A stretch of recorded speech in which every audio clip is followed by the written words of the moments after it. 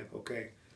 Hi, I'm Matt Branham. I'll tell you a little history of my family and me with Maple Crest. 1978, I was born in 74, so I was 4 years old. My mother's dad, my grandfather, was at Maple Crest for several months. As they got older, Mom moved them out near us from the city, and she had them at Maple Crest and cared for well. We have so fond memories after church on Sundays, going out with my brother and my dad and I to see my grandfather and share a donut or two along the way and watch Lone Ranger with Grandpa in his room. So I have history with this place for several years. Most recently, about five and a half years ago, my father was in Maple Crest on a couple rehab stints when he had some health issues and couldn't be released home. So he chose Maple Crest, and we were happy he did because of the location of the care and familiarity with some of the staff. And so Dad was in and out of rehab there probably 3-4 different times, and always did well and was happy with the care he was provided.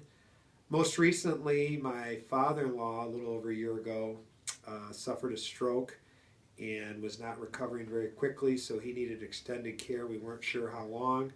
He lived in near Champaign, Illinois, where my wife is from, and after about 3 weeks, it was too difficult for us to manage his care from that far away, as well as there were some huge challenges with the facility that he was in as far as communication, and we felt proper care for him.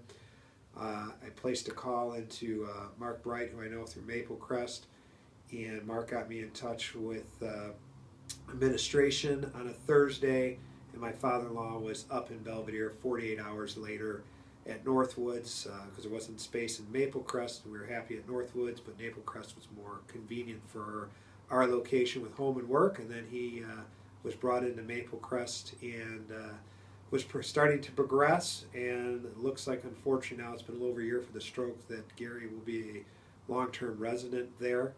And I didn't mean that, unfortunately, because of his health, not because of the care. Recently, he suffered a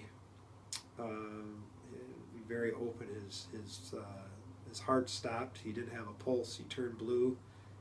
It was caught immediately, and everything is okay. He was recovered or is recovering.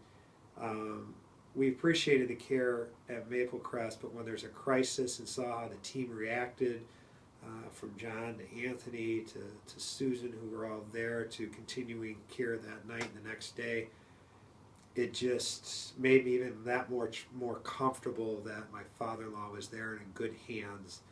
And it was more than care.